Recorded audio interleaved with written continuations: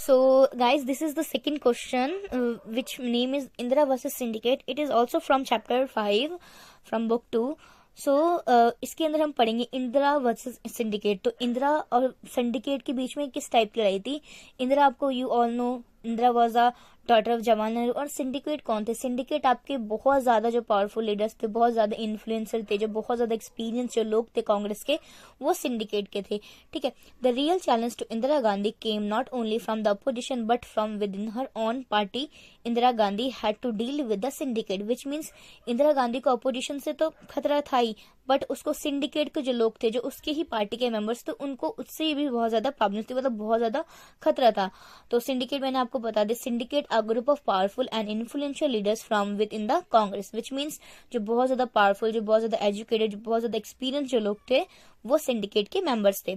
Syndicate had played the role in the installation of Indira Gandhi as the prime minister by ensuring her election as a leaders of the parliamentary party, which means syndicate ने इंदिरा गांधी को as a prime minister install करवाया था, क्योंकि वो चाहते थे कि अगर हम इंदिरा गांधी को चूज करते हैं तो इंदिरा गांधी को एक्सपीरियंस नहीं है, वो कुछ भी नहीं जानती है कि चीजें कैसे रूल करते हैं, चीजों को कैसे करना चाहिए, तो हम जो बोलेंगे वही सारी चीजें इंदिरा गांधी करेंगी। So that's why they choose the Indira Gandhi as the prime minister. तो लेकिन ऐसा कुछ हुआ नहीं था, क्योंकि इंदिरा गांधी तो उसने अपने ही चीजों को फॉलो कर रहा था, अपने ही सिस्टम को, अपनी आइडियोलॉजी को फॉलो करना चाहती थी वो, तो वो सिंडिकेट से नहीं पूछना चाहती थी कि उससे क्या करना चाहिए क्या नहीं। तो हम यहाँ पर आपको 3 चैलेंजेस, मैंने यहाँ पर चैलेंजेस लिस्ट लिखे हैं। Challenges faced by Indira Gandhi, तो उसने चैलेंजेस कौन कौन से फेस्ड किए इंदिरा गांधी ने, क्योंकि वो तो सिंडिकेट के बिल्कुल खिलाफ थी, तो वो सिंडिकेट जो बोलते थे वो तो बिल्कुल नहीं करना चाहती, तो उसको किस टाइप के प्रॉब्लम्स को फेस करना पड़ा। तो she wanted to build her independence from the syndicate. पहला पॉइंट यही था कि वो सिंडिकेट से खुद को इंडिपेंडेंट करना चाहती, ताकि वो जो भी डिसीजंस ले वो उसके डिसीजंस हो, उसको कोई इन्फ्लुएंस ना करे, उसको कोई उस चीज को डिक्लाइन ना करे, उसके अगेंस्ट ना जाए। और second point is she wanted to work to regain the ground the Congress had lost in 1967 elections.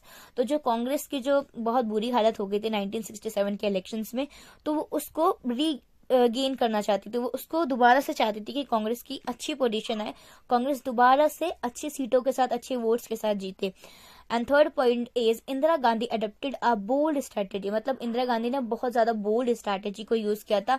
She had taken the slogan of गरीबी हटाओ, which means she converted a simple power into ideological power. उसने बहुत bold strategy का use किया, उसने जो उस time पे बहुत ज्यादा मेन रीजन था कंट्री जो फेस करी, तो उसने गरीबी हटाओ स्लोगन का यूज किया, ताकि जो पुअर लोग है, जो जितने भी लोग है, वो उसके तरफ इन्फ्लुएंस हो। ठीक है। तो उसने क्या किया, सिंपल पावर को आइडियोलॉजिकल स्ट्रगल में कन्वर्ट कर दिया। और she launch a series of initiative and 10 points programs included social control of banks, nationalization of generals insurance, ceiling on urban property and income.